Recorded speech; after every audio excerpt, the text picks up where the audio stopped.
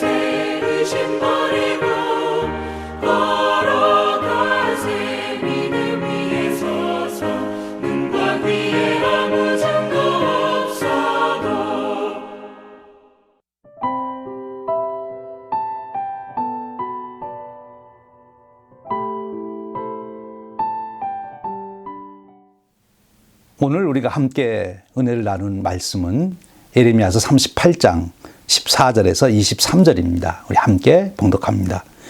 시드기야 왕이 사람을 보내어 선지자 예레미야를 여호와의 성전 셋째 문으로 들여오게 하고 왕이 예레미야에게 이르되 내가 네게 한 가지 일을 물으리니 한마디도 내게 숨기지 말라. 예레미야가 시드기야에게 이르되 내가 이 일을 왕에게 아시게 하여도 왕이 결코 나를 죽이지 아니하시리이까? 가령 내가 왕을 권한다 할지라도 왕이 듣지 아니하시리이다. 시드기야 왕이 비밀히 예레미야에게 맹세하여 이르되 우리에게 이 영혼을 지으신 여호와께서 살아계심을 두고 맹세하노니 내가 너를 죽이지도 아니하겠으며 내 생명을 찾는 그 사람들의 손에 넘기지도 아니하리라 하는지라. 예레미야가 시드기야에게 이르되 만군의 하나님이신 이스라엘의 하나님 여호와께서 이와 같이 말씀하시되 네가 만일 바벨론의 왕의 고관들에게 항복하면 네 생명이 살겠고 이 성이 불사름을 당하지 아니하겠고 너와 내 가족이 살려니와 네가 만일 나가서 바벨론 왕의 고관들에게 항복하지 아니하면 이 성이 갈대아인의 손에 넘어가리니 그들이 이 성을 불사를 것이며 너는 그들의 손을 벗어나지 못하리라 하셨나이다. 시드기야 왕이 예레미야에게 이르되 나는 갈대아인에게 항복한 유대인을 두려워하노라. 염려하건대 갈대아인이 나를 그들의 손에 넘기면 그들이 나를 조롱할까 하노라 하는지라. 예레미야가 이르되 그 무리와 왕을 그들에게 넘기지 아니하리이다. 원하옵나니 내가 왕에게 아뢰는 여호와의 목소리에 순종하소서.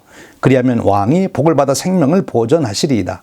그러나 만일 항복하기를 거절하시면 여호와께서 내게 보이신 말씀대로 되리이다. 보라, 곧 유다 왕궁에 남아있는 모든 여자가 바벨론 왕의 고관들에게 끌려갈 것이요 그 여자들은 내게 말하기를 네 친구들이 너를 꿰어 이기고 내 발이 진흙에 빠짐을 보고 물러갔다 하리라. 내 아내들과 자녀는 갈대아인에게로 끌려가겠고 너는 그들의 손에서 벗어나지 못하고 바벨론 왕의 손에 잡히리라. 또 내가 이 성읍으로 불사름을 당하게 하리라 하셨나이다. 이 말씀은 살아계신 하나님께서 그의 사랑하는 백성들 우리들에게 주시는 은혜의 말씀입니다. 오늘 우리가 읽은 예레미야 38장은 크게 두 가지 이야기로 구성이 됩니다.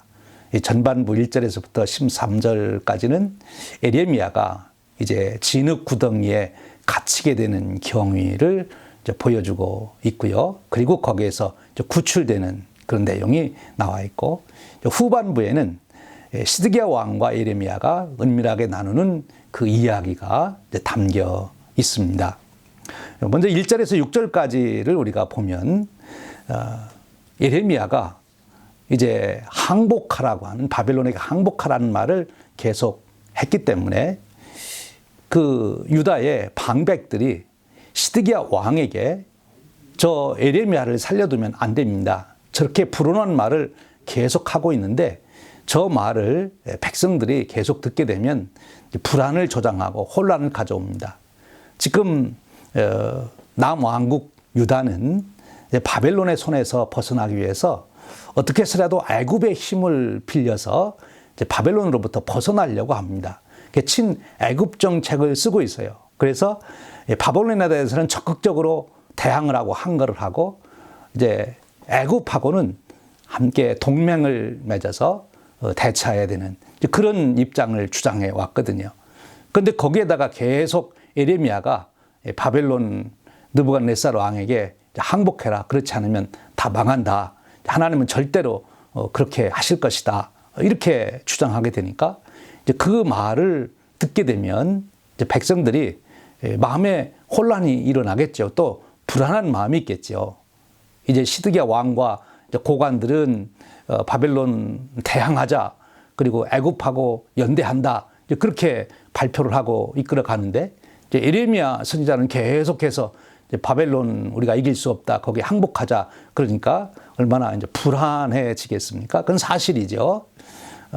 그런데 바로 이 고관들은 그런 명분을 가지고 지금 그런 예레미야를 죽여야 됩니다 해서 시드기야 왕이 지금 예레미야를 진흙구덩이에 가두도록, 그래서 거기서 결국은 이제 죽도록 그렇게 이제 처분을 내린 거지요. 여기서 우리는 시드기야 왕을 보게 됩니다. 시드기야 왕은 분명히 예레미야가 틀리지 않다고 하는 것을 인식하고 있었습니다. 그래서 마음의 갈등은 있지만 지금 고관들이 계속해서 친애굽파에 서서 주장을 하고 있기 때문에 소신껏 왕으로서의 의견을 지금 개진하지 못하고 이끌어가지 못하고 있는 거지요. 참 안타까운 모습이지요. 지도자가 자기의 위치, 자기의 직책, 직분을 가지고 거기에 합당한 권한을 소신껏 발휘해야 되는데 그러지 못할 때 참 난감하게 되고 어렵고 하게 되는 거죠. 왕으로서의 역할을 지금 못하고 있는 것입니다. 왜 그렇습니까? 정작 두려워해야 될 하나님은 두려워하지 않고 당장 눈앞에 있는 고관들, 사실은 자기 부하들인데 부하들을 지금 두려워하고 있기 때문에 사람을 두려워하고 있기 때문에 그가 갈피를 잡지 못하고 방황하고 있는 거지요. 안타까운 모습임을 보게 됩니다. 그래서 결국 에레미야는 지금 진흙구덩이에 이제 갇히게 되지요. 사실 에레미야는 하나님 주신 말씀대로 증거했어요. 참 용기 있게 말한 거지요. 왕이나 고관들이 자기를 어떻게 대할 거냐 하는 걸 뻔히 알면서 이제 에레미야는 용기 있게 한 것입니다. 그럴 수 있었던 것은 그는 사람이 아닌 하나님을 의지했기 때문이죠. 자기를 예언자로 부르신 하나님을 바라보았기 때문에 그렇습니다. 지금 당장 눈에는 보이는 것이 없지만 그러나 하나님의 약속을 믿었기 때문에 바로 에레미야는 이런 용기 있는 말씀을 전할 수 있게 된 것입니다. 여러분, 오늘 또 우리가 살아가며 여러 정황 속에서 우리는 갈팡질팡할 수밖에 없는 연약한 존재들입니다. 우리 스스로는 그렇습니다. 그래서 우리가 무엇에 의지해야 되느냐? 하루에도 몇 번씩 변하는 사람을 의지하고 사람을 바라보면 우리의 삶이 흔들릴 수밖에 없는 거지요. 그런데 변치 않는 하나님, 영원토록 변치 않는 하나님께 의지하면 우리의 삶은 견고해지는 것입니다. 여러분, 오늘 우리도 예레미야처럼 하나님을 바라보고 하나님의 약속을 붙드는 그런 믿음이 저와 여러분에게 함께 하시길 바랍니다. 그런데 보십시오. 하나님께서는 이 에레미야를 지키고 에레미야를 통해서 아직도 일을 하시기 위해서 아무리 고관들이 에레미야를 죽이려고 하고 또 시드기야 왕까지 거기 합세해서 그렇게 합니다만 하나님께서 그를 구하는 길을 열어놓으신 것을 보게 됩니다. 바로 누굽니까?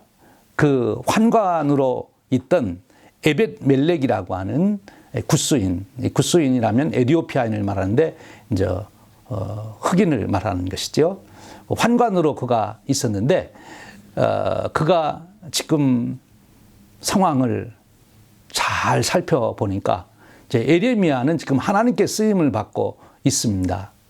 사실 환관이라고 하는 그 위치는 왕의 측근에서 왕에게 오고 가는 얘기를 다 들을 수 있는 자리였기 때문에 지금 정세가 어떻게 돌아가는지 나름대로 판단할 수 있는 여러 정보를 가지고 있지요.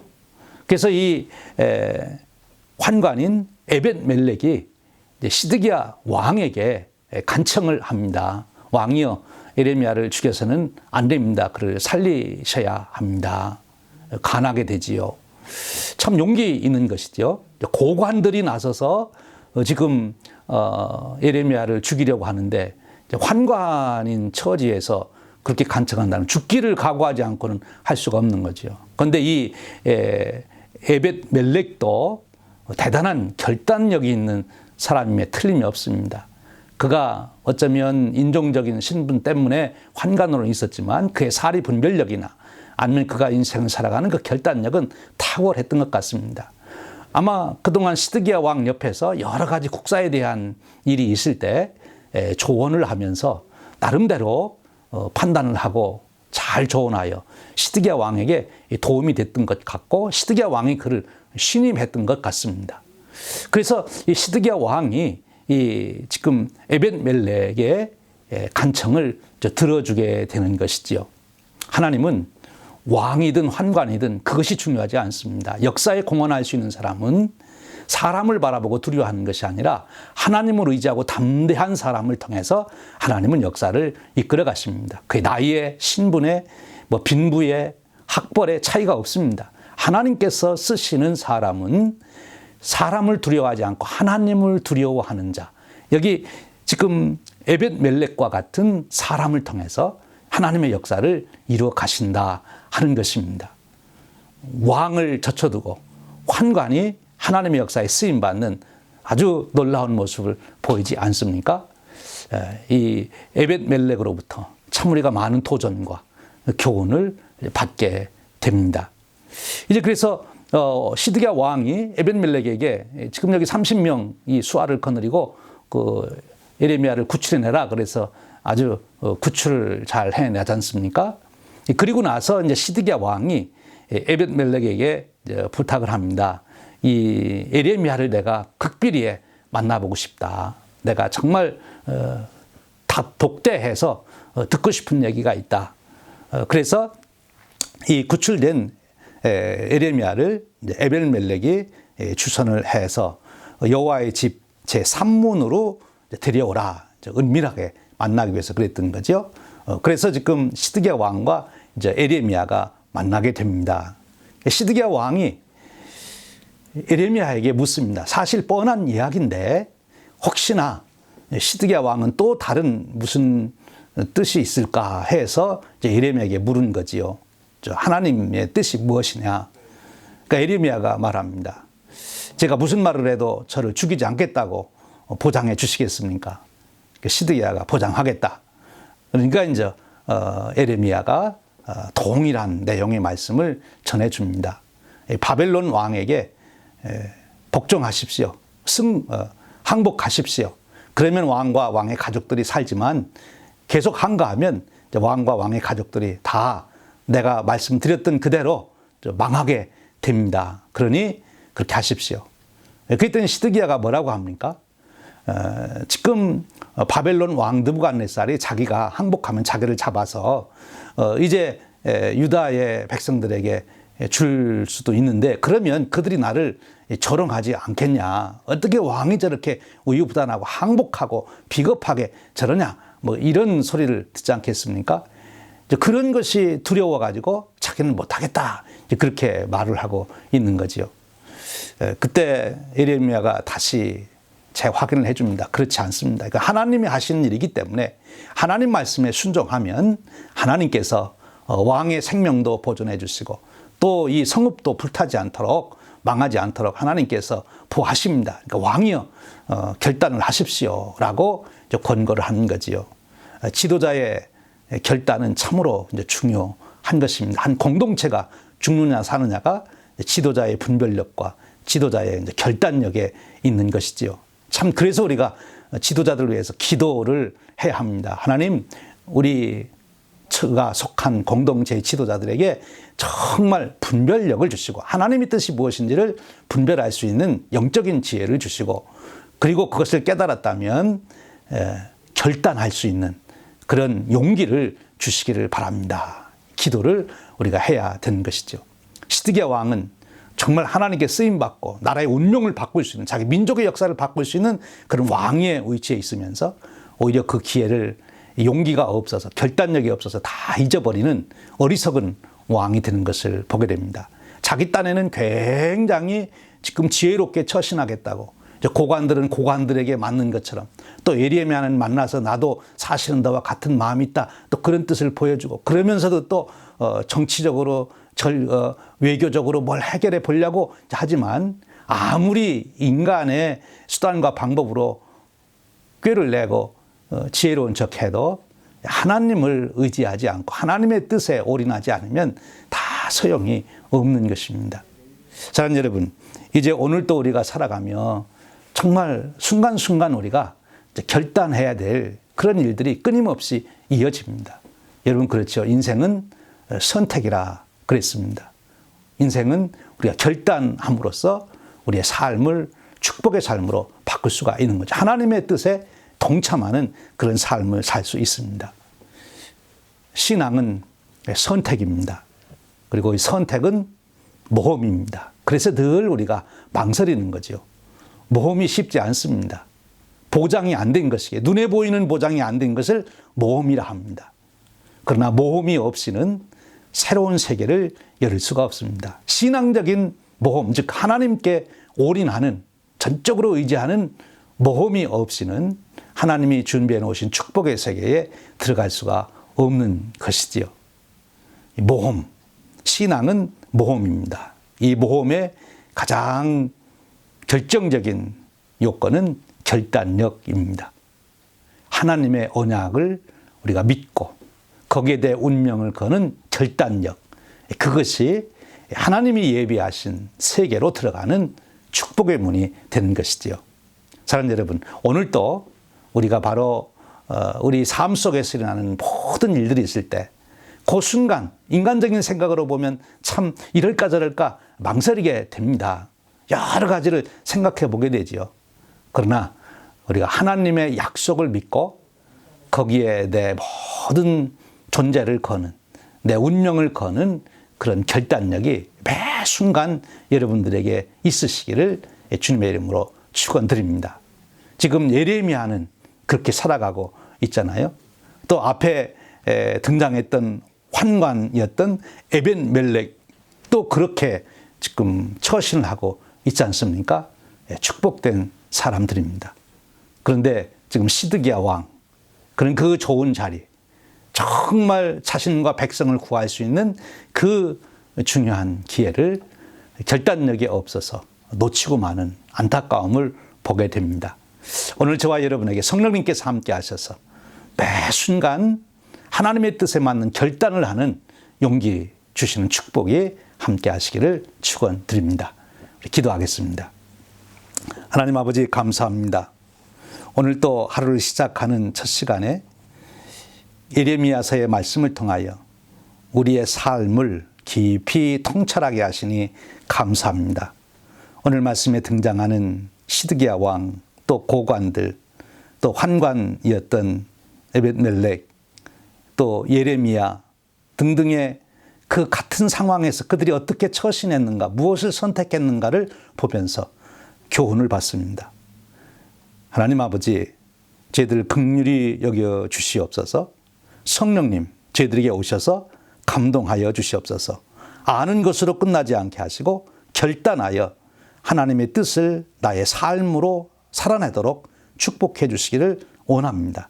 그래야 하나님이 예비해 놓으신 새로운 그 세계에 우리가 넉넉히 들어갈 수 있는 축복의 사람들이 되도록 이끌어 주시옵소서. 오늘 또 하나님의 놀라우신 은혜 가운데 저희들을 보호하여 주시기를 소원하며 우리 주님 예수 그리스도의 이름으로 기도하옵나이다. 아멘.